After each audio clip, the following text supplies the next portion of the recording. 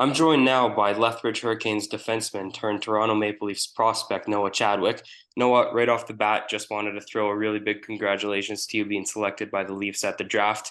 Now, take us back to last month. Where were you posted up for the draft, and take me through how you were feeling when you saw your name right next to Toronto's in their sixth round selection.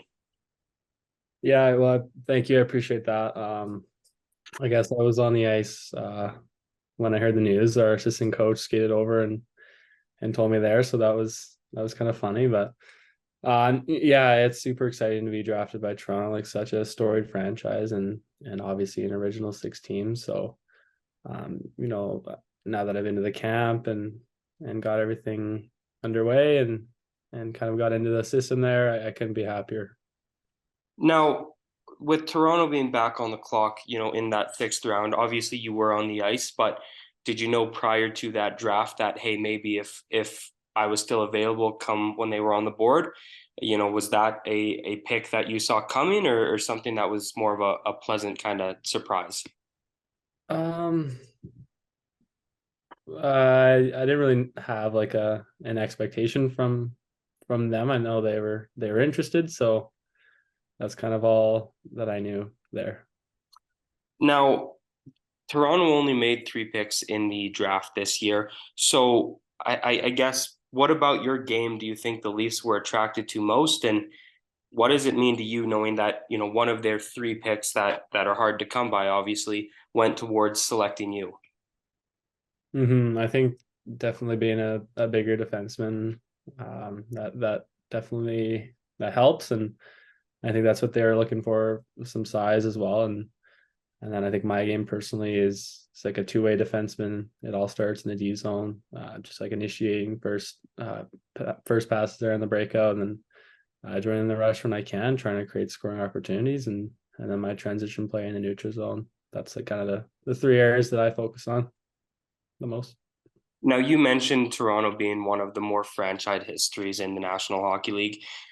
Aside from that, what else about Toronto and the organization makes you really excited to be a part of their club? I think like it starts from the staff too. Like I mean, having Haley Wickenheiser there, she's around a lot and helps out quite a bit too. And even Shane Donow, those two are incredible human beings, and it was nice to be able to kind of pick their brains and try to steal a few things and learn as much as I can while I was there. Now, switching topics a little bit here, you had your older brother Ethan in your corner during the draft and throughout the whole process. How did it feel having him support you at the draft, and speak to your relationship, which I can assume is pretty competitive at times, and how has that helped you prepare for not only the draft, but even when you first entered the Western Hockey League as a whole?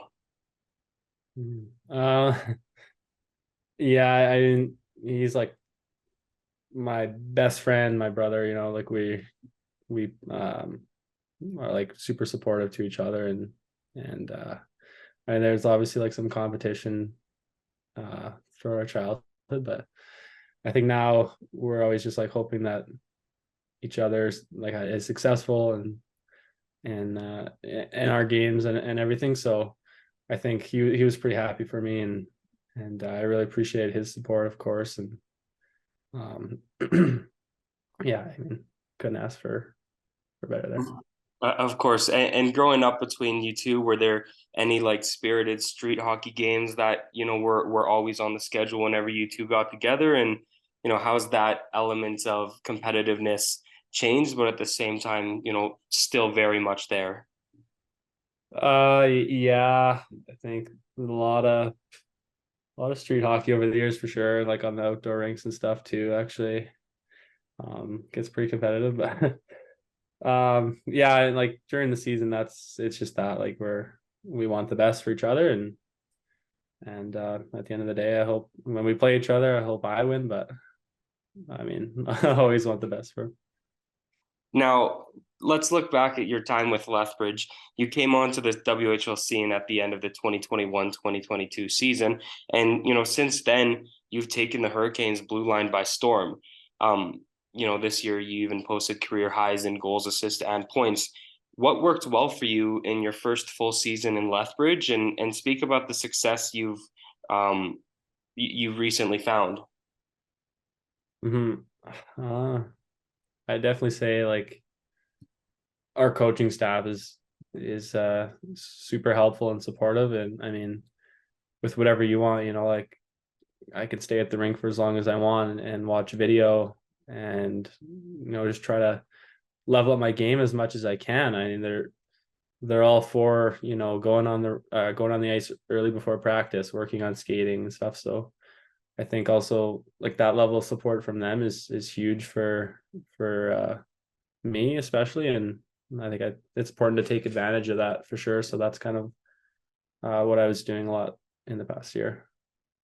Now, just switching gears to the upcoming season here. Obviously, there's a few more months before we do officially have puck drop, but is there anything on the go for you as you are starting to gear up with your second full season with the Hurricanes? And I guess as a follow-up to that, is there any more street hockey sessions scheduled between you and Ethan until then? Um, Probably not. Uh, no, I think Ethan Ethan has a few goalie skates, so I get to be a shooter and some of that. It's a little. I want to score as much as I can, but it's for him. But I'm heading back. Lucky enough to be going back to Toronto to train for a couple weeks, and then I guess we'll have our training camp in Lethbridge on the 30th, and then heading back out to Traverse in Michigan or mid September there for the tournament there.